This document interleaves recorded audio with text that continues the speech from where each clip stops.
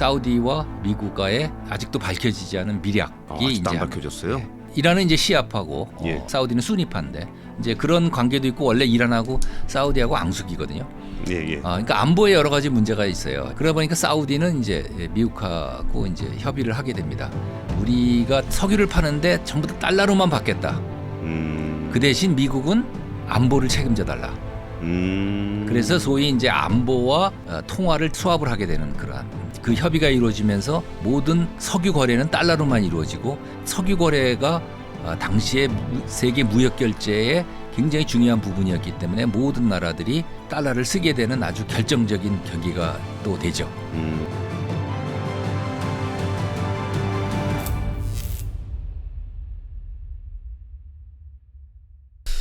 압도적 경제 콘텐츠 3프로TV의 압권 권순우 취재팀장입니다. 안녕하세요. 달러란 무엇일까? 돈이란 무엇일까? 우리는 매일 돈 얘기를 하지만 돈이 뭔지 얘기를 잘 모르죠. 안다고 생각하지만 알고 보면 그게 돈이었나? 싶은 얘기가 많이 있습니다. 그래서 오늘은 돈의 어떤 기원이라고 할 수 있는 근간이라고 할 수 있는 달러와 달러 패권에 대한 이야기를 좀 해보려고 해요. 근데 달러 패권이라는 거를 다른 뷰에서 많이들 들어보셨을 거예요. 그게 역사학자한테 들어볼 수도 있고 경제학자한테 들어볼 수도 있고. 근데 제가 오늘 모신 분은 정말 환의 전쟁터에서 원화를 방어하고 달러를 획득하는 그런 검투사 역할을 실제 현장에서 해보셨던 분에게 달러에 대한 이야기를 들어보려고 귀한 자리 만들어 봤습니다. 그 신재윤 전 금융위원장님 모셨습니다. 안녕하십니까? 네, 안녕하세요. 소감 한 말씀만 부탁드리겠습니다. 글쎄요, 이렇게 젊은 분들이 많이 보는 프로에 이렇게 또 나와서 지금 영광입니다. 감사합니다. 불러주셔서. 예, 일단 신 전 장관님에 대한 프로필 잠깐 좀 소개를 드릴게요. 2008년 금융위기 당시에 국제업무관리관으로 통화수업하러 열심히 돌아다니셨고 그 이후에 금융위원회 부위원장, 기획재정부 1차관 그리고 이제 4대 금융위원회 위원장을 하셨고요. 현재는 청소년교육협의회 회장을 현재는 하고 계십니다. 뭐 이 정도면 됐나요? 네, 그 정도면 충분합니다. 네. 프로필만 봐도 이분이 얘기하는 돈 얘기는 진짜다 느껴질 것 같습니다. 막중한 책임감을 가지고 임해 주십시오. 예, 뭐 아는 범위 내에서 말씀드리겠습니다. 예, 그 달러 얘기를 좀 해보려고 하는데 어떤 식으로 얘기를 좀 시작해 보면 좋을까요? 글쎄, 근데 달러라는 게 참 그 유발 하라리가 이제 얘기를 했어요. 인간이 이렇게 전 세계를 지배한 이유가 무엇일까? 예, 뭐 여러 가지가 있죠. 뭐 우리가 보면 힘도 뭐 침팬지가 훨씬 세고, 예, 한데 왜 인간들이 이렇게 전 세계를 지배하게 됐을까? 그 사람이 얘기한 게 이제 보이지 않는 것을 믿는 거라는 거예요. 보이지 않는 것을 믿는다. 네. 만약에 이제 침팬지를 이제 예를 들어서 잠실 경기장에다 갖다 놨다. 예, 그러면 가만히 있겠어요? 난리치거든요. 예, 근데 인간은 다 3만 명이 모아서 애국가만 울리면 조용하거든요. 그렇죠. 그 이유가 뭘까? 어떤 국가에 대한 보이지 않는 어떻게 보면 국가라는 것도 추상적인 개념인데 종교도 그렇고, 그다음 신화도 그렇고 그렇죠. 보이지 않는 건데 믿으니까 사람들이 다 조용하게 단결이 되는 협동이 되는 거거든요. 근데 돈도 그래서 유발 하라리가 그 중에 가장 앞거는 돈이다. 돈 어떻게 보면 아무런 가치도 없는 것 같은데 종이 쪼가리인데 사람들이 그거에 대해서 목숨을 걸고 그렇죠. 어느 종교보다도 강한 신념을 가진 게 돈에 대한 신념이 있다. 라는 거거든요. 그러니까 예. 돈에 보면 어떻게 보면 보이지 않는 것을 믿는 그러니까 보이지 않는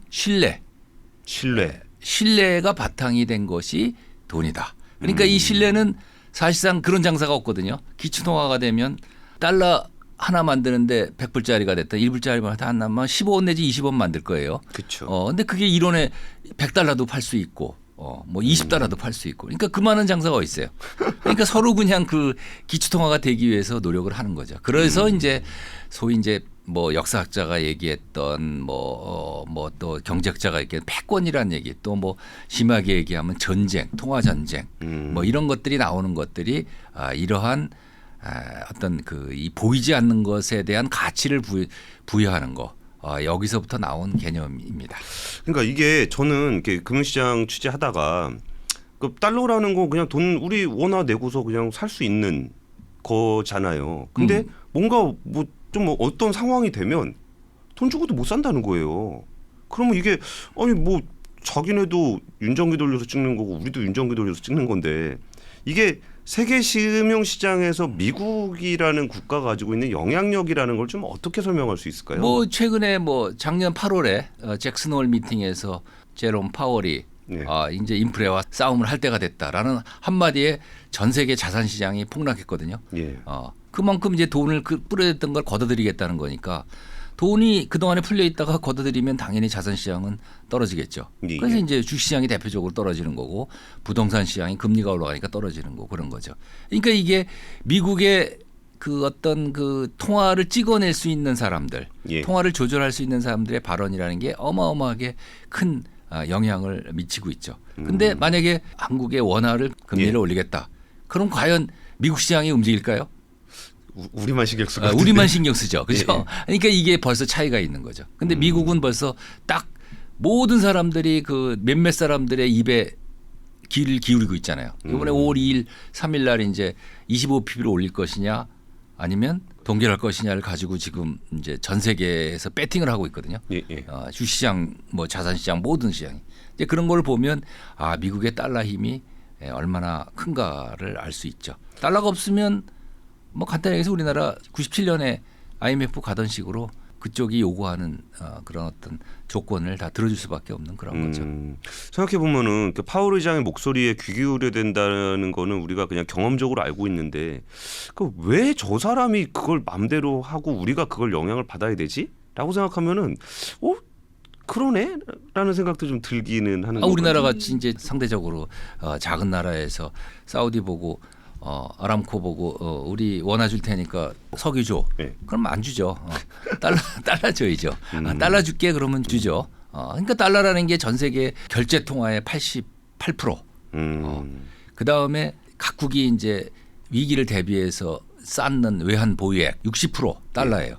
그리고 대출, 뭐 부채 다 달러로 표시돼 있어요. 웬만한 건 60%. 그렇죠. 예, 예. 그러니까 이게 달러라는 게 어마어마한 힘을 갖고 있다는 거를 알 수 있죠. 그러니까 미국이 달러를 풀겠다. 그러면 전 세계 시장이 환호를 하는 거고 예. 달러를 조이겠다. 그러면 뭐 여러 가지 충격이 있는 거죠.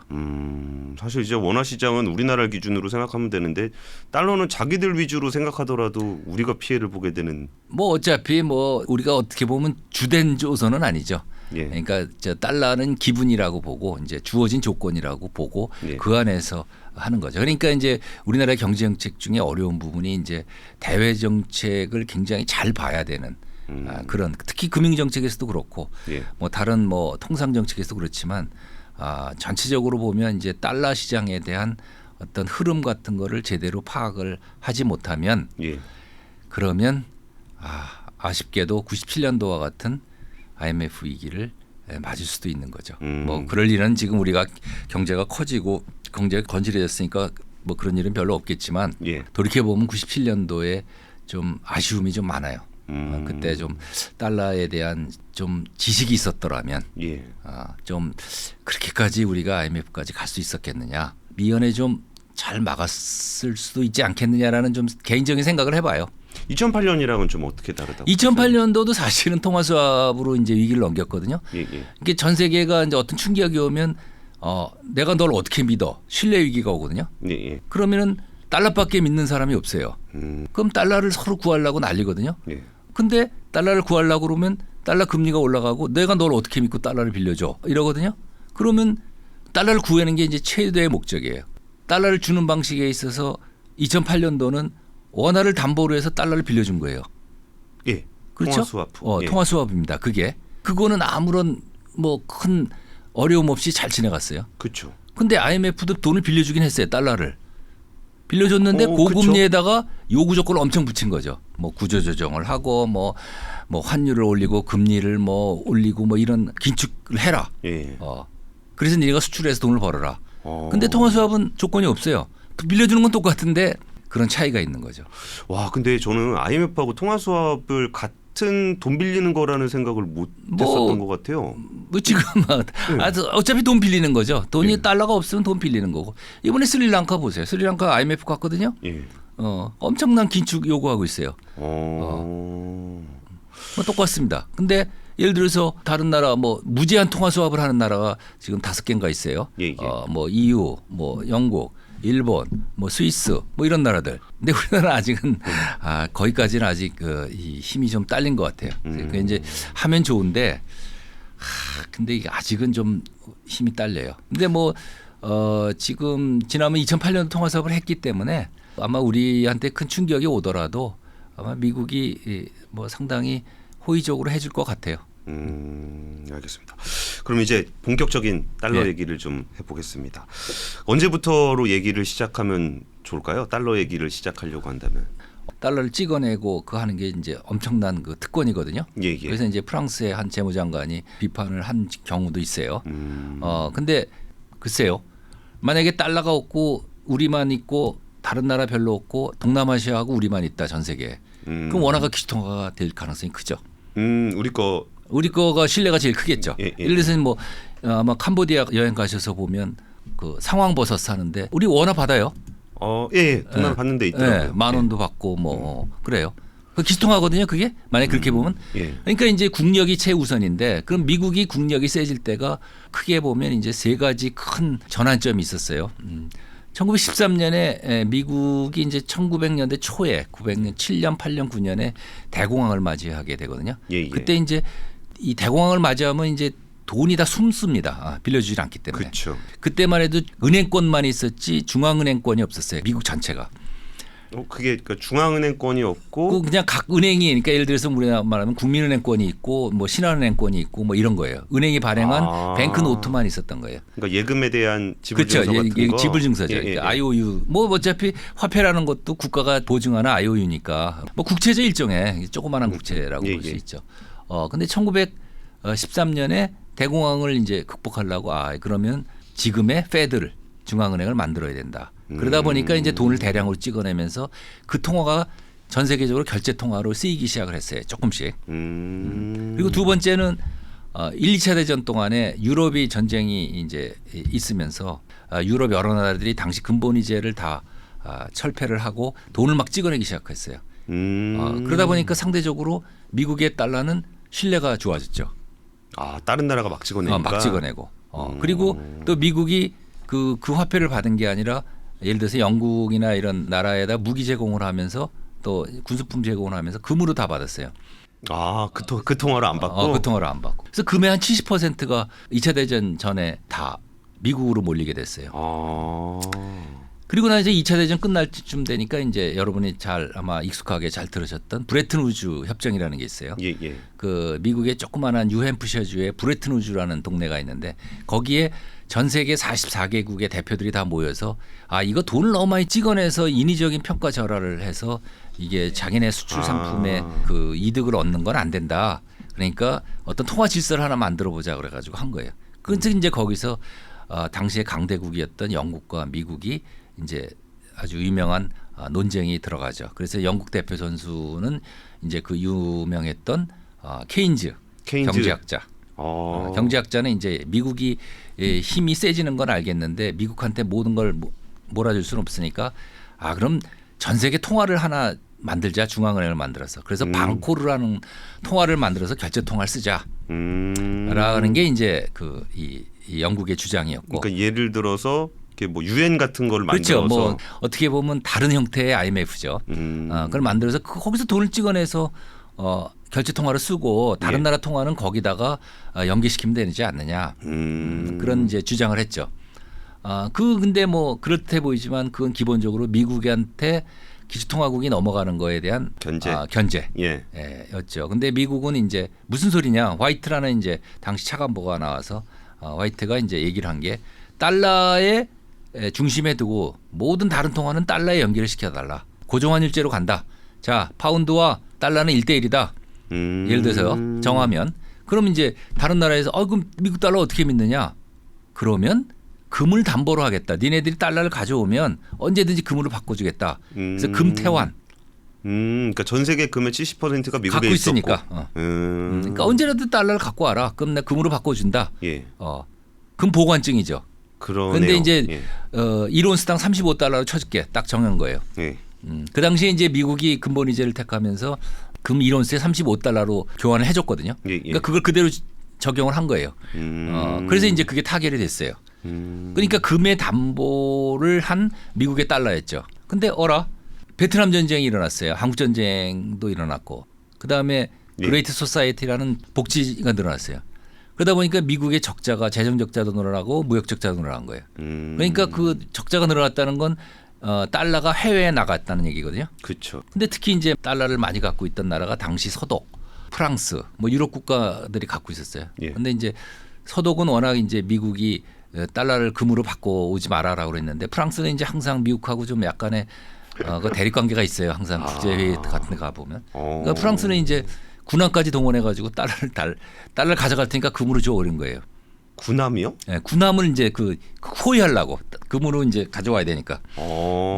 진짜 금 받아가려고 금 받아가고 군함까지 보냈다고요? 이제 간 거예요. 오. 그러니까 이제 미국에서 이게 생각해 보니까 이게 금을 다 유출이 되게 생겼어요. 달러를 너무 많이 풀어낸 거죠. 너무 많이 풀어낸 거죠. 예. 그러니까 이러면 안 되겠다 그러니까 1971년도에 8월 15일 날 닉슨 대통령이 선언을 합니다. 이제 오늘부터 금 못 바꿔줘. 근데 그거 진짜 좀 너무한 거 아니에요? 아니 근데 그거는 이제 코넬리라는 그 미국의 당시 재무장관이 US 달러는 our currency다. 그렇지만 but your problem이다. 너의 문제다. 라는 유명한 말을 하고 합니다. 그러니까 너의 문제고 나는 상관 안 우리가 하는 거지 왜 니네가 얘기를 하느냐. 니 따라만 오면 된다 그런 얘기예요. 그 금태환을 해주지 말든지 이건 우리 통화 문제고. 그렇지. 그건 뭐 알아서 하세요라는 거예요. 그리고 뭐 그거 금 못 받아가는 거는 니네 문제다. 그렇지. 니네 문제다. 그런 식으로 이제 된 거예요. 근데 그러면은 그동안에 어떤 달러를 기반으로 했던 룰이라는 게 그 유럽 국가들이 금태환을 깨고서 그걸 많이 발행을 하면서 교란돼 있었던 건데. 뭐 비슷한 다시 대자비가 된 거죠. 그래서 달러가 이제 금에 비해서 많이 발행이 된 거죠. 예, 예. 그럼 이제 달러에 대한 신뢰가 떨어져야 될 거 아니에요? 예. 거기에 이제 타결이 나옵니다. 그때 이제 중동 전쟁이 나면서 오일 쇼크가 일어나요. 예. 그러면서 이제 모든 국부가 오일로 석유를 생산하는 국가로 이제 움직이기 시작을 해요. 예. 근데 거기에 이제 사우디와 미국과의 아직도 밝혀지지 않은 미략이 아직도 이제 안 밝혀졌어요? 네. 뭐냐 그러면 이란은 이제 시아파고 예. 사우디는 수니파인데 이제 그런 관계도 있고 원래 이란하고 사우디하고 앙숙이거든요. 예, 예. 그러니까 안보에 여러 가지 문제가 있어요. 그러다 보니까 사우디는 이제 미국하고 이제 협의를 하게 됩니다. 우리가 석유를 파는데 전부 다 달러로만 받겠다. 그 대신 미국은 안보를 책임져 달라. 그래서 소위 이제 안보와 통화를 딜하게 되는 수합을 하게 되는 그러한 게 됩니다. 석유 퇴한 비슷하게 된 거죠. 그래서 지금도 뭐 일부 사람들은 이제 그 달러 가치가 이제 너무 자유방임적으로 풀리고 줄이고 하니까 어떤 연계를 시켜야 된다. 마치 스테이블 코인 비슷하게 코인에 무슨 뭐 달러를 연계시키든 금을 연계시키든 하는 식으로 뭐 그런 예. 주장을 하는 사람도 있어요. 근데 어쨌든 간에 그 협의가 이루어지면서 모든 석유 거래는 달러로만 이루어지고 그리고 석유 거래가 당시에 세계 무역 결제의 굉장히 중요한 부분이었기 때문에 모든 나라들이 다 달러를 쓰게 되는 아주 결정적인 계기가 또 되죠. 그래서 그거를 이제 서로 이제 은행끼리 서로 잘 거래가 돼야 되니까 그때 예. 만들어진 게 이슈가 됐던 러시아가 퇴출됐던 스위프트라는 거를 그때 만듭니다. 스위프트. 예, 스위프트라고 그래서 국제결제망. 국제결제망. 그러니까 카톡인 거죠. 그래서 우리가 이제 카톡이라는 게 통신망인데 카톡에 이제 예를 들어서 뭐 1부터 30이라는 사람이 다 들어가 있는데 예. 그 중에 30이라는 사람이 퇴출을 시켜버리면 30이라는 사람은 이 카톡방에 못 들어가기 때문에 거래를 할 수가 없어요. 그러니까 우리나라 은행도 다 그래서 스위프트 코드가 있어요. 그러니까 무슨 뭐 은행마다 다 자기 고유의 코드가 있어요. 그래서 이제 내가 예를 들어서 시티은행에다가 돈을 보내겠다. 그럼 이제 거기 스위프트 코드로 해서 이제 저쪽에다가 연결시켜서 그 메시지를 남겨요. 그래서 이제 금이 백업이 안 되는 그러한 위기가 있었음에도 불구하고 달러는 되고 오일머니는 운영할 데가 없으니까 전부 다 월스트리트로 옵니다. 그 오일머니가 월스트리트로 오면서 미국의 주식시장, 채권시장이 아주 호황을 이루게 되죠. 그 달러를 석유를 보내고 달러를 받은 다음에 그 달러를 둘 데가 없으니까 월스트리트에 와서 그렇죠. 와서 운영을 할 수밖에 없죠. 와, 그러면 진짜 미국은 그러니까 그때 이제 키신저가 한 말이 아주 멋있는 말이 있죠. 식량을 지배하는 자는 나라를 지배하고 예. 석유를 지배하는 자는 대륙을 지배한다. 하지만 통화를 지배하는 자는 세계를 지배한다라는 그런 얘기를 남기고 뭐 그때는 이제 미략이 잘 안 박혀졌을 내용이, 거예요. 예, 내용 예. 자체가. 예, 예. 그래서 그냥 분위기만 풍기고 뭐 아마 그게 어디서 얘기하는지 모르지만 근데 그 정신은 제가 이제 국제 업무를 좀 많이 했는데 현직에 있을 때 보면 미국 국무부나 재무부나 중앙은행 그 페드의 기본적인 생각이 이 기축 통화에 대한 도전은 용납을 못 한다는 게 그 사람들의 정신이에요. 미국에. 그러니까 지금 위안화나 뭐 여러 가지 뭐 코인이나 이런 것들이 이제 달러에 도전을 하려는 경향이 있잖아요. 예, 예. 그걸 철저히 지금 방어를 하고 있거든요. 그런 맥락에서 보시면 좀 이해가 되겠죠. 근데 그 부분이 저는 조금 잘 와닿지가 않는 게 이렇게 달러를 너무나 많은 사람들이 사용하고 있고 인프라가 잘 돼 있고 그래서 이제 달러를 쓰기가 좀 좋잖아요. 그래서 우리가 달러를 쓰는 건지 아니면 진짜 이게 달러 패권이라는 뭔가의 그 힘이 있기 때문에 그러니까 예를 들어서 단톡방 스위프트 단톡방이 있으면 그거를 누가 여기 그 방 안에 있어 서로 교환하면 편한 건 알겠잖아요. 그럼 그거를 이제 누가 내보내냐 보내냐 이런 것들은 누가 정하고 그러는 그러니까 거예요? 그게 이제 그 달러 패권이라는 의미는 예. 그게 어떤 뭐 강제적인 게 아니고 예. 그걸 편하게 만들어주고 다른 걸 쓰면 불편하게 만들어줘서 패권을 유지하는 겁니다. 불편하게 한다. 다른 걸 쓰면. 그러니까 예를 들어서 우리가 사우디하고 석유 거래를 한다고 했을 때 원화를 거래 대상으로 쓴다. 예. 라고 했을 때 굉장히 불편해요. 원화 표시를 하면. 1배럴에 예를 들어서 뭐 35만 원이다. 뭐 예. 이러면 굉장히 불편해요. 그러면 이제 또 원화를 갖고 달러를 바꿔줘야 돼요. 그러니까 이제 사우디 입장이나 우리 입장에서도 봐도 야 그냥 달러로 그냥 하는 게 낫지. 그걸 또 굳이 원화로 할 필요가 없는 거죠. 그리고 자칫하면 카톡방에서 퇴출되면 또 다른 카톡방을 만들어야 돼요. 얼마나 불편해요. 그러니까 중국이 지금 위안화를 결제 통화로 한다 그래가지고 CIPS라는 걸 자기 카톡방을 또 따로 만들었어요. 근데 별로 그렇게 신통치가 않아요.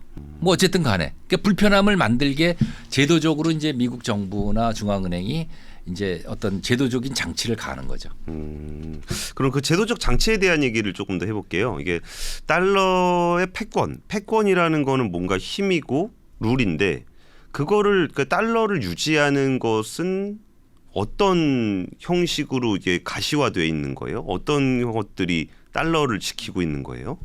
그런 것들이 한 뭐 크게 보면 한 세 가지 정도인데 패권을 유지한다는 게 자꾸 좀 이렇게 어떤 군사적인 요건 또 이런 것 때문에 이제 거부감이 있을 수가 있는데 예를 들어서 이제 이마트가 유통업을 장악하기 위해서 다른 마트를 쓰면 불편하거든요. 그러니까 이마트 쓰면 편하게 하기 위한 여러 가지 제도적 장치를 만들어요. 그렇죠. 뭐 주차장을 넓게 한다든지 또는 뭐 이마트 상품권을 뭐 발행을 해서 이런 거에서 편하게 만들거든요. 그래서 이제 다른 걸 쓰면 약간 페널티를 주는 그런 거 그런 것도 이제 들어갈 수가 있어요. 그게 주로 이제 미국 재무부에서 하는 겁니다. 재무부. 미국 재무부가 있고요.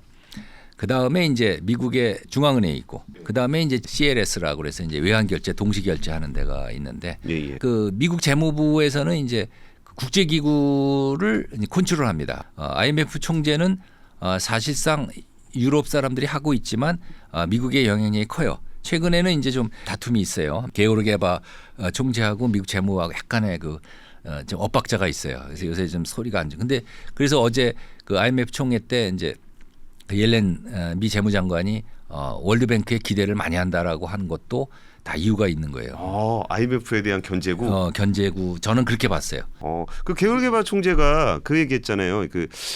니네 지금 자꾸 디커플링 하려 그러지 말고 싸우지 말고 사이좋게 지내야 돼라는 건 지금 미국 정부의 방침하고는 좀 안 맞는 얘기여서 좀 그렇죠. 좀 묘하다 싶었는데. 그리고 이제 IMF는 자꾸 미국이 경제가 별로 안 좋다.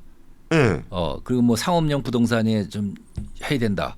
그러니까 이제 미국이 발끈해가지고 그 무슨 얘기냐? 우리 미국 경제는 건실하다. 뭐 그런 식으로 하고 근데 이제 그 게오르베아 총재가 개인적으로 옛날에 그 월드뱅크 근무할 때 뭐 중국의 로비를 받았다 뭐 그런 얘기가 있어요. 그래서 그런 것 때문에인지 모르지만 그건 뭐 이제 일종의 어떤 루머 확인되지 않은 사실이긴 한데 뭐 하여튼 그런 것 때문에 지금 좀 틀어져 있어요. 일정 국제 정치적인 역학 구도라고 그렇죠. 보면 되는 거죠. 예. 왜 그런지를 뭐 설명을 뭐 구체적으로 할 수는 건 없겠지만 없고. 어쨌든 간에 그래도 막 IMF나 월드뱅크는 그 미국 이사를 통해서 상당히 컨트롤을 합니다. 그리고 월드뱅크는 반드시 미국 그 출신이 가거든요. 이번에도 이제 그 마스터 사장하던 이제 인도계인데 아제이 방가라는 사람이 이제 내정이 됐어요. 6월 1일로 멜페스 총재가 이제 그만두고 하는데 제일 무서운 거는 사실 재무부에서 제일 무서운 거는 이런 국제기구를 통한 게 아니라 금융 제재예요. 그 미 재무부의 핀센이라는 이 우리나라 FIU 같은 데가 있어요. 그 금융 정보를 채집하는 거기서 이제 테러 자금이나 자금 세탁이나 이런 거에 연루된 사람들은 제재를 가할 수 있어요. 제재 중에 대표적인 제재가 미국 내 자산 달러 자산을 몰수해요. 그냥 동결을 시켜버려요. 그러니까 이번에 러시아가 3천억 불 정도의 그 외환보유액이 달러 표시 외환보유액이 그냥 동결됐어요. 근데 그거 좀 그렇지 않아요? 거기다 돈 맡겨놨는 내 돈인데 맡겨놓은 거잖아요. 그건 이제 테러 자금이다 이거죠. 반인륜적인 어떤 그런 자산에 대해서는 동결을 가한다.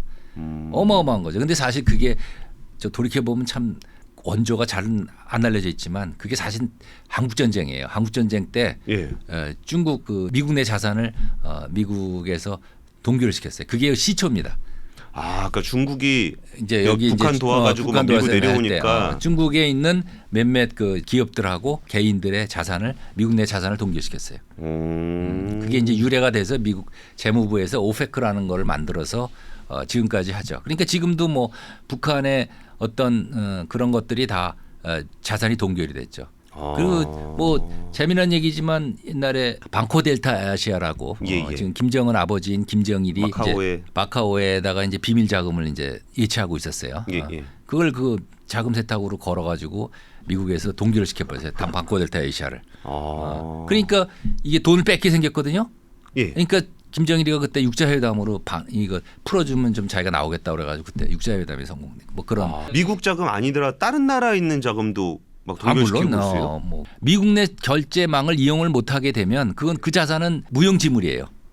그러니까 예를 들어서 우리나라 은행이 갖고 있는 달러 자산 거기 그냥 동결시키면 그냥 여기는 그냥 못 찾아 쓰는 거예요. 망하는 거예요 그냥. 그래서 이제 달러 헤게모니라고 얘기를 하는 거거든요. 그러니까 그 이용해서 이제 그런 것들을 하고 있죠. 근데 굉장히 무서워요. 그거는. 근데 주로 명분이 있기 때문에 굉장히 제한적으로 할 수밖에 없습니다. 그러니까 뭐 그래도 어느 정도 핵 개발을 했다든지 또 9.11 테러 같이 이제 테러 자금을 썼다든지 또는 뭐 이번에 우크라이나 같이 불법 침공을 했다든지 뭐 이런 거에 대한 그런 어떻게 보면 굉장히 제한적이고 잘 안 나타나지만 이제 아픈 것들이 미 재무부에서 하는 거고. 그러니까 IMF하고 월드뱅크는 뭐 하는 조직이길래 달러의 그 기둥이라고 얘기하시는 거예요? IMF는 기본적으로 이제 그 이 국제 수지가 적자가 난 나라한테 달러를 공급하거나 또는 SDR이라는 걸 발행을 해서 도와줄 수가 있어요. 어차피 그것도 이제 빌려주는 거죠. 은행이죠. 그러니까 어떻게 보면. 그러니까 중앙은행, 전 세계 조금 성격은 다르지만 전 세계 중앙은행이라고 얘기하면 좀 편해요. 그러니까 은행이 예를 들어서 우리나라 은행이 좀 부족하다 그러니까 돈이 부족하다고 한국에서 돈을 빌려주잖아요. 그런 식으로 뭐 비슷한 그런 거죠.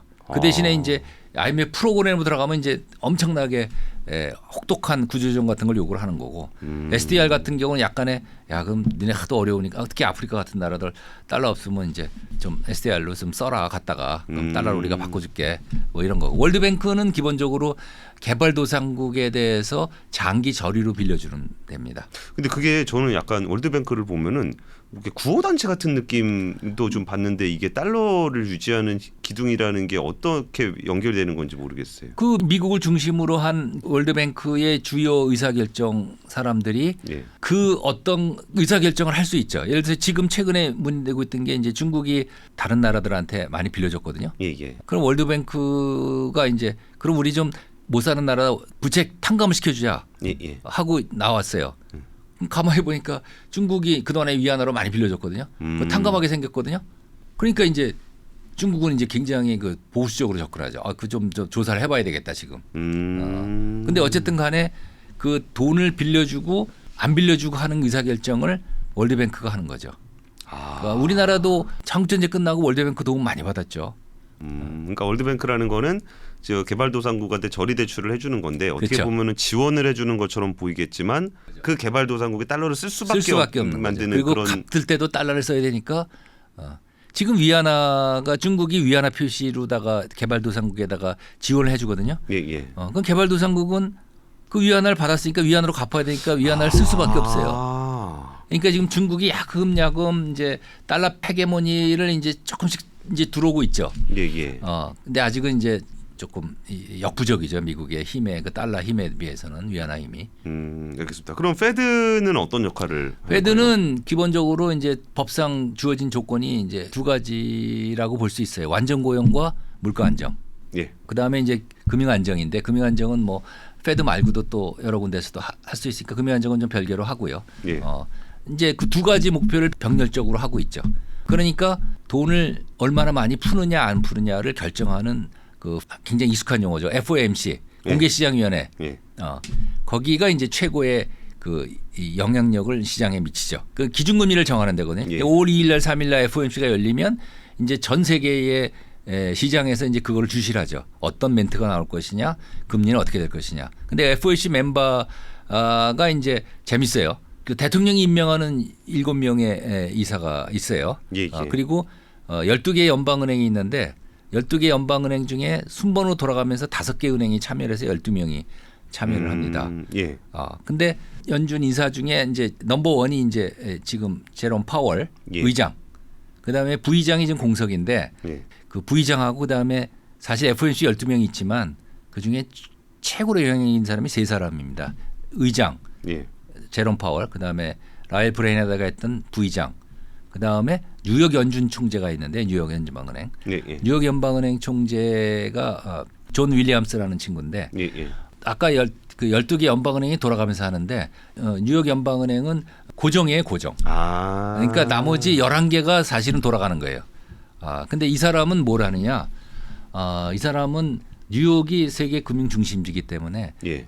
그 거기에 있는 가장 큰 은행 뭐 JP 모간이 됐든 체이스맨 뭐 이런 사람들하고 항상 소통을 합니다. 그래서 그 시장의 소통을 전담하고 시장의 생생한 어떤 얘기를 그 FOMC에서 얘기하는 거예요. 그러니까 이 세 사람이 키맨인데 예. 그 이름만 봐도 예를 들어서 가이스너 우리 통화 수합할 때 결정적으로 도와줬던 가이스너가 그때 그 뉴욕 연준 그 재무장관이 그때 그 뉴욕 연준의 총재였어요. 그러다가 이제 재무장관으로 이제 발탁이 된 거죠. 그래서 이 세 사람이 키맨이고 이 사람이 발언을 어떻게 하느냐에 따라서 시장이 막 출렁거리죠. 근데 최근에 이제 라일 브레인하드가 나름 비둘기파였거든요. 예. 근데 이제 저쪽으로 가는 바람에 시장에 상당히 때 이거 뭐 또 금리 또 올리는 거 아니야 이렇게 됐는데 최근에 이제 제롬 파월이 막 왔다 갔다 하니까 어떻게 될지 모르겠죠. 알겠습니다. 그리고 달러 패권을 유지하는 3대 축 중에 세 번째 스위프트. 네, 스위프트. 이게 아까 잠깐 얘기했지만 이 사우디가 석유를 팔면서 달러로만 팔겠다 그러면서 이제 달러의 어떤 그런 여러 가지 채권 채무 관계가 은행을 통해서 이루어지니까 그거를 이제 원활하게 만들기 위해서 이제 벨지움 기업으로 만들었죠. 그렇지만 이제 그 10개 중앙은행이 거기 멤버입니다. 이사회 멤버입니다. 그래서 지금 이제 미국이 이제 영향력을 행사를 많이 하고 있죠. 일종의 이제 카톡망이라고 말씀을 아까 드렸는데 카톡망에서 퇴출이 되면 굉장히 불편하잖아요. 제가 어떤 소식을 전하려고 해도 제가 그 카톡망에 안 들어가 있으면 제 주위에 있는 사람한테 얘기할 수가 없잖아요. 그러니까 그런 거 이제 은행도 거기 들어가야만 이제 저 은행이 나한테 얼마를 보내기로 했구나. 그걸 알고 준비를 하고 그거에 맞춰서 액션을 취할 텐데 카톡망에서 빠지면 안 되죠. 그러니까 러시아가 카톡망에서 빠졌어요. 러시아계 은행이. 그러면 러시아 석유 수출하려고 그러는데 돈을 받을 방법이 없어요. 그러니까 제가 이게 결제망이라는 거에 대한 개념이 좀 없어서 그런데 우리가 그 은행에서 은행 사이로 돈 보내고 막 그러는 게 있는데 이거 그 결제망에서 못하게 하면 돈을 못 보내는 거예요? 왜냐하면 메시지가 증거로 안 남고 그다음에 그 공증이 안 되잖아요. 그러니까 이전에도 막 러시아처럼 이렇게 쫓겨나고 막 그런 데가 그건 있었어요. 많아요. 많아요? 북한도 그랬고요. 핵 개발 이란, 뭐 베네수엘라 뭐 몇 개 나라들이 그 이제 하면은 카톡방에서 그 제외가 되죠. 심지어 이제 테러 자금이 있었던 그 IS라고 있었잖아요. IS. 예. 그 테러 자금 잡는다고 그 카톡방에 들어가 있는 스위프트 카톡방에 들어가 있는 그거를 미국 그 정보부 쪽에서 요구를 해서 그거를 열람한 적도 있어요. 그래서 그때 굉장히 제가 그 FATF 의장 할 때인데 그 자금세탁 방지 의장 할 때인데 그때 국제적으로 상당히 그 논란이 있었는데 그래도 어차피 스위프트에서 이제 제공해 주는 걸로 하고 CLS라고 해서 이제 외환이 이제 쌓여 있으면 이제 빨리 자국 통화로 바꿔줘야 되는데 그게 이제 시차가 있으면 환 리스크가 생기잖아요. 이제 그런 걸 방지하기 위해서 뉴욕에다가 CLS라고 은행을 하나 만들어서 거기서 이제 그 실시간으로 바로바로 이제 그날 환 시세에 따라서 교환을 해주는 그런 거를 이제 미국의 뉴욕에 두고 있죠. 그러니까 룰을 가지고 뭐 제재를 하거나 하는 건 재무부.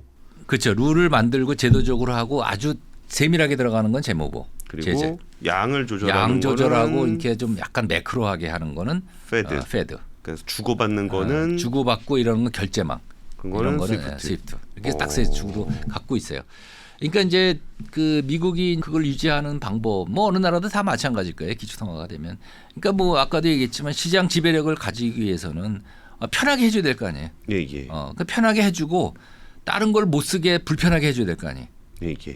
그러니까 그거죠 뭐. 근데 실제로 이게 국제금융시장에 나가서 이제 뭔가 이게 활동을 하시다 보면은 우리나라의 위상이라거나 아니면 의사결정을 할 때 이게 이들이 의사결정의 주체긴 한데 이게 또 진짜 아까 뭐라 그랬죠? 이게 이거 네 문제는 네 문제라고?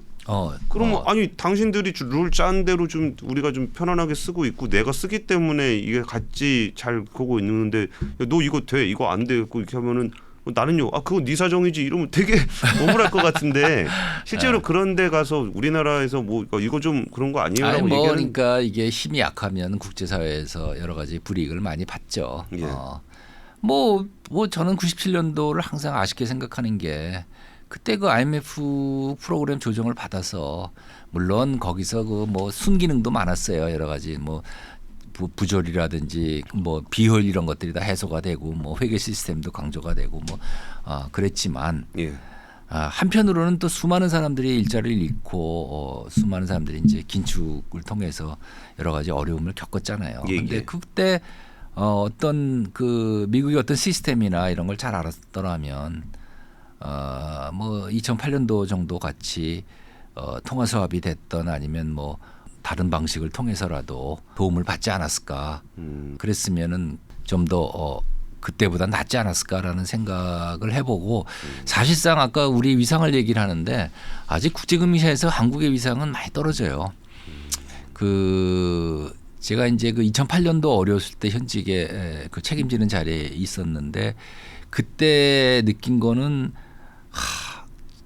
그 미국의 중앙은행이나 재무부가 그 위기 상황이 오면 그 일본하고 영국하고 EU는 꼭 통화를 아주 자주 하더라고요. 근데 한국하고는 잘 안 해요.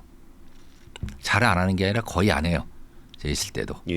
지금은 아마 이창용 총재가 그래도 나름 그쪽에 이제 키 멤버들하고는 같이 좀 이렇게 할 수 있죠. 근데 그거는 어떤 개인의 커버 능력으로 지속돼서는 안 되거든요. 그러니까 이제 우리도 힘이 커지고 좀 더 이제 그런 쪽의 전문가들을 계속 키워 나가줘야 되는데 뭐 후배들이 알아서 잘 하겠지만 근데 원래 이제 국제금융시장이라는 게 이제 조용할 때는 아무런 관심도 안 가져요. 근데 이제 그 좀 어려워지면 굉장히 그 파고가 세거든요. 충격이 크기 때문에. 근데 그때 2008년 그러니까 예를 들면은 우리가 IMF 가서 대출 받았던 거는 막 엄청나게 금리도 세고 조건도 까다로웠던 거고 통화 수합은 거의 뭐 금리 안 뭐 사실상 뭐 약간의 뭐 미국 국채금리 정도 받은 거죠. 그 어떻게 좀 설득을 그 당시에 좀 하셨었어요? 그러니까 우리가 우리의 힘으로 뭐 우린 이 정도 되니까 이거 주셔 이게 해서 될 일도 아닐 건데. 뭐 글쎄요, 뭐 이건 뭐 그치 자랑 같아가지고 좀 잘 뭐지 한참 지났는데 좀 자랑 좀 하셔도 될 것 같은데. 뭐 좀 그렇긴 한데 그때 설득한 논리는 이제 원래 이제 그때 이제 2008년도에 그 달러가 전 세계적으로 부족하니까 미국에서 이제 달러를 푼 거죠. 달러를 풀면서 이제 각 중앙은행 그러니까 EU는 이제 유럽 지역을 책임져라. 그다음에 이제 일본은 이제 아시아 쪽을 책임져서 무제한 수합을 한 거예요. 그러니까 예. 일본은 어떻게 보면 자기네 엔화를 가지고 무제한의 달러를 빌려올 수 있었어요. 예. 빌려와서 이제 그 달러를 우리나라를 비롯해서 이제 여러 아시아, 아시아 쪽에다가 돈을 좀 그 달러를 좀 풀어라라는 예. 쪽에 이제 요구였고 그게 명분이었죠. 예. 근데 일본이 안 풀어요. 왜요? 그거 글쎄 뭐 저는 뭐 이유는 모르지만 하여튼 일본이 우리한테는 안 풀어요. 우리가 먼저 갔는데 안 풀어요 돈을. 그래서 이제 우리가 이제 미국한테 다시 갔죠. 가서 이제 우리가 사실은 달러가 부족하니까 우리하고 좀 직접 좀 미국이 일본이 안 주니까. 그리고 우리만 예. 들어가면 뭐 하니까 싱가포르도 그때 아시아 쪽에서 그래도 거기 허브니까 예, 예. 싱가포르도 그래서 이제 그때 뭐 4개 나라가 들어갑니다. 그래서 싱가포르, 한국, 멕시코, 브라질이 들어가요. 그때 그러면서 근데 그게 나중에 역사적으로 굉장히 학계에서 굉장히 좋은 평가를 받아요. 이제 금융시장의 안정에 굉장히 기여를 했다. 그래서 4개 국가가 그때 통화 수합을 하게 됩니다. 사실 그 우리나라가 맺은 첫 통화 수합이었던 그렇죠. 거죠. 다른 나라는 통화 수합 맺어봐야 뭐 일본하고 조금 소규모의 그 통화 수합을 갖고 있었지만 뭐 그거는 뭐 엔화 원화 베이스였기 때문에 큰 도움은 안 됐고. 일본 좀 치사한 거 아니에요? 그 달러 공급해 주라고 자기가 뭐 여러 가지 요인이 있었겠죠. 뭐 아무래도 신뢰가 뭐 한국에 대한 신뢰가 부족하다고 판단했을 수도 있고, 뭐 또 여러 가지 뭐 또 정치적인 어떤 뭐 문제도 있을 수 있었고, 뭐 제가 그 부분까지는 잘 모르겠고, 뭐 방송에서 얘기하기는 좀 그렇지만, 하여튼 뭐 그런 측면이 좀 있었죠. 알겠습니다. 그러면은 지금까지 이게 달러 패권에 대한 얘기를 해봤는데. 이 달러 패권에 대한 얘기가 많이 나온다는 거는 달러 패권이 튼튼할 때는 그 얘기가 잘 안 나오는 것 같아요. 근데 뭔가 다른 움직임들이 나오는 그러면서 달러 패권에 대한 도전 이야기가 좀 나오는 것 같은데 네. 그 달러 패권 도전 관련해서는 좀 어떤 부분들을 좀 눈여겨보고 계세요? 이제 달러 패권에 도전할 수 있는 게 이제 갑자기 이제 디지털 화폐라는 게 등장을 했어요. 코인. 뭐 비트코인 네. 등등해서 이제 여러 가지 코인이 나와서 이게 결제로 쓰이게 될 수가 있는 거예요. 그러면 이제 사실상 아까 얘기했지만 화폐라는 게 보이지 않는 것을 믿는 건데 예. 정부가 찍어내면 신뢰가 있는 거고 예. 개인이 찍어내면 신뢰가 없는 거냐? 그리고 미국에서 달러를 무제한으로 풀고 있는데 거의 아니 저러면 저 달러 가치가 언제까지 유지될 것이냐? 라는 그런 반작용이 생긴 거예요. 그러니까 이제 2010년도 때 그게 나온 거예요. 코인이. 예. 비트코인이 나온 거예요. 근데 비트코인 결제가 되네. 그러니까 이제 몇몇 아주 유명한 페이스북 같은 데서 지금 메타로 바뀌었지만 예. 페이스북 같은 데서 리브라? 이거 우리 저 망통해서 우리가 발행하면 되겠네? 코인? 그럼 우리 쪽에서 그냥 우리 네트워크를 통해서 결제가 되면 되겠네? 은행이 뭐 필요 있어? 우리가 다 아는데. 너도 컴퓨터 갖고 있고 우리도 다 갖고 있는데 다 우리 카톡만 다 있는 건데 공증이 되면 이걸로다가 거래가 되겠네. 그래서 이제 그게 가능은 하죠 사실상. 옛날에 우리 도토리 했잖아요. 예. 그걸로 가서 거기 샀어요. 물건도 조그마한 물건 샀어요. 지금 마일리지 항공사 마일리지를 갖고 거기 로고샵에서 사요. 마일리지 돈이에요? 아니죠? 일종의 그냥 보이지 않는 그냥 항공사에서 발행한 어떤 채무 증서예요. 자, 근데 이게 광범위하게 쓰면 문제가 되는 거예요. 그럼 이제 이거는 뭐 중국이고 한국이고 미국이고 어느 전 세계 중앙은행이든 정부건 이 부분에 대해서는 알레르기 기반을 확 일으키는 거예요. 이거는 통화 주권에 관한 문제다. 그러니까 엄청난 압력을 가해서 페이스북 메타가 철수를 하죠. 결국 이 사업에서. 그렇죠. 그리고 코인은 그래서 결제 통화는 안 된다라는 게 중앙은행이나 정부의 가장 기본 시각입니다. 그건 뭐 좌우 무슨 뭐 미국 중로 관계없이 전부 다 반대를 하고 있죠. 그거는 안 된다고 하니까 안 되는 거죠. 그렇죠. 안 된다고 하니까 안 되는 거죠. 근데 안 된다고 할 수 있는 명분을 잡아야 될 거 아니에요. 예, 예. 명분이 뭐냐? 자금 세탁의 우려가 있다. 그러니 이건 테러 자금으로 쓸 수 있다. 모니터링이 안 되니까. 예. 그러니까 미국이 달러 가지고 나쁜 짓 하는 사람들에게 제재하듯이 이것도 그렇게 할 수 있으니까 쓰지 마라. 그렇게 용도가 있는데 이 잡아낼 방법이 없다. 코인으로. 그러니까 실명 거래를 요구해서 트래블 룰이라고 해서 내 코인이 어디서 어디까지 갔는지를 반드시 밝히게 지금 하고 있거든요. 예. 그러니까 내가 코인을 넘겼다 그러면 내 신상과 저쪽 신상이 다. 그러니까 우리 실명 거래를 은행에서 반드시 받아갖고 오라고 그러잖아요. 코인. 그저 상장시키려고 그러면 왜 그런 거 있잖아요. 원화로 하려고 그러면. 그래서 자금세탁 다 방지를 위한 거죠. 중앙은행이 하면 괜찮다는 거죠. 왜냐하면 정부가 발행하는 거니까. 그러니까 이게 어떻게 보면 정부 발행 화폐냐 아니면 민간 발행 화폐냐의 싸움인데 지금 민간이 커졌거든요. 전 세계 네트워크를 가진 기업도 있고. 그러니까 이 부분은 정부가 맡겠죠. 정부에 대한 권한에 대한 도전이라고 생각을 하겠죠.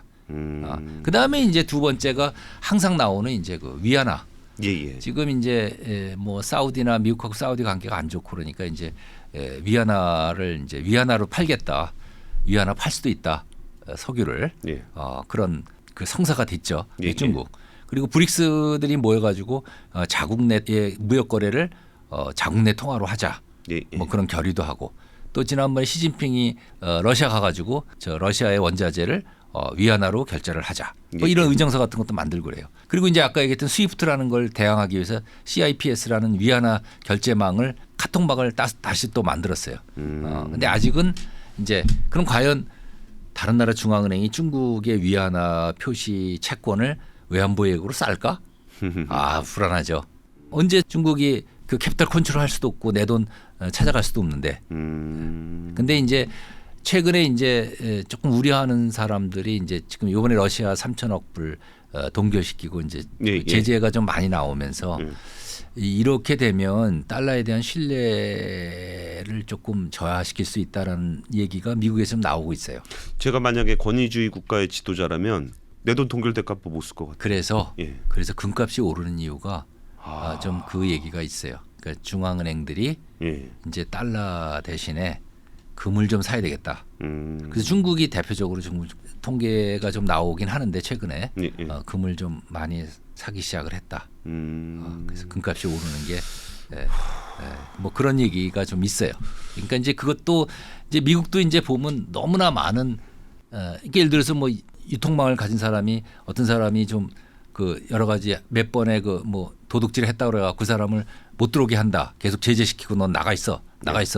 그러면 그 사람들끼리 또 만들 수가 있잖아요. 그러니까 이제 그런 것들이 그런 거를 이제 잘 조절을 하겠죠. 그게 이제 미국의 어떤 외교 정책, 경제 정책의 또 하나의 기술이 될 수 있죠. 어떻게 보세요? 뭐 디지털 화폐가 됐든 아니면은 위안화가 됐든 그 달러 패권을 뭐 단기적으로 위협하기는 쉽지 않을 것 같은데 이게 계속적으로 이제 그 누적이 되는 듯한 느낌을 좀 받거든요. 지금 외환보유액이 옛날에 한 20년 전에 한 70%였거든요. 그 달러가 60% 줄었어요. 유로가 조금 올라왔죠. 근데 1999년도 유로가 처음 만들어졌을 때 많은 사람들이 또 그랬어요. 이게 달러 패권이 아니고 이제 이 두세 개 정도의 어떤 기축통화가 생길 거다라고 얘기를 했는데 그 예측이 다 틀렸어요. 아직도 달러가 굳건한 거 있죠. 지금 위안화나 디지털 화폐나 이런 것들이 지금 치고 올라오긴 하는데 제가 우리 세대가 사는 동안은 아마 달러에 대한 그런 어떤 기축통화의 어떤 그 붕괴 뭐 이런 건 없을 거고 조금의 대체가 좀 일어날 가능성 뭐 조금의 위안화 조금의 금 뭐 그 정도지 뭐 달러에 대한 신뢰가 무너져서 그건 아닌 것 같아요. 근데 이게 조금씩 바뀌는 거는 그냥 우리 삶에는 큰 변화를 주진 않죠.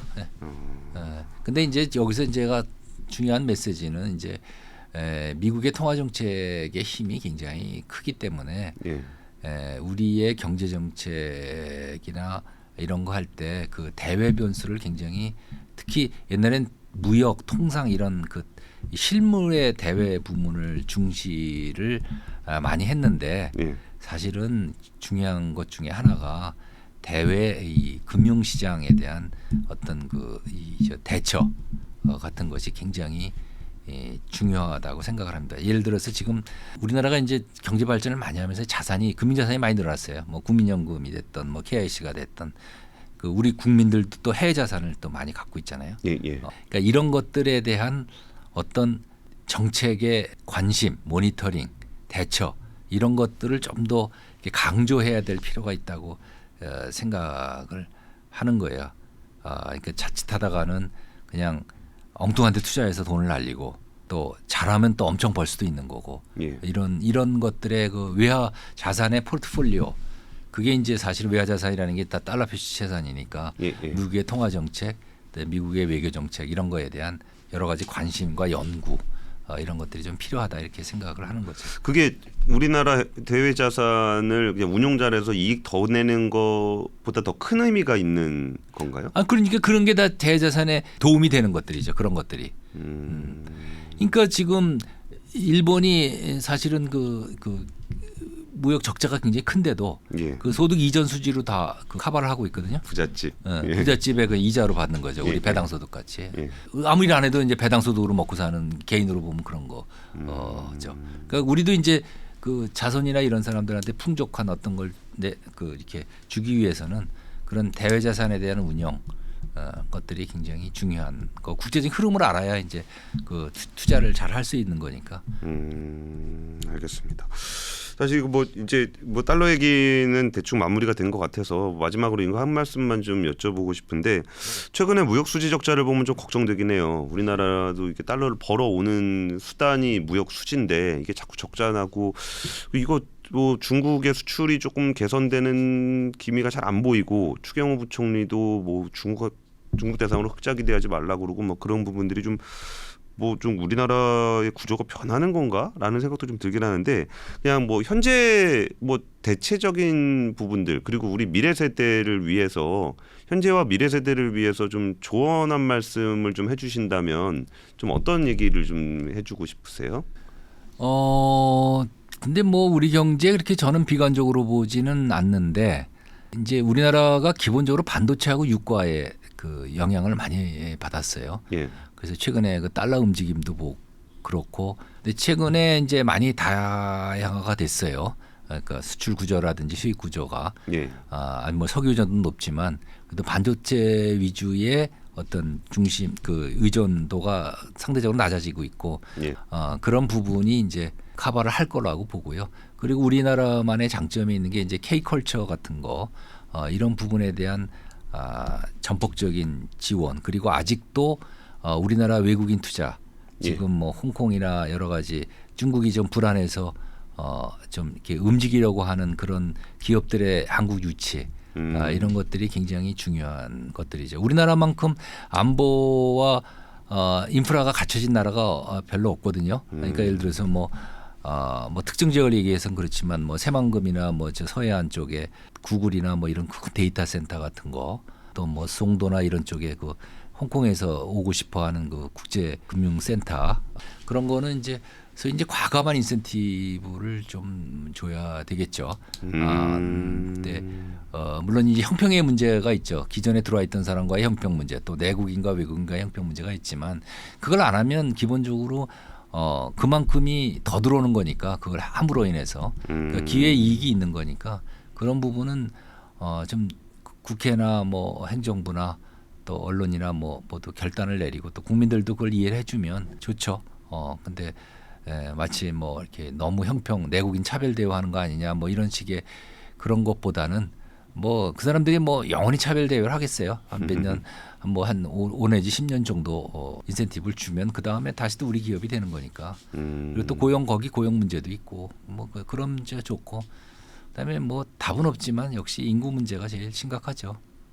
뭐 아니 왜 얘기 다 끝날라 그러는데 제일 길게 갈 수도 있는 인구 그 문제를 부분은 뭐 제 전문가도 아니고 하는데. 예.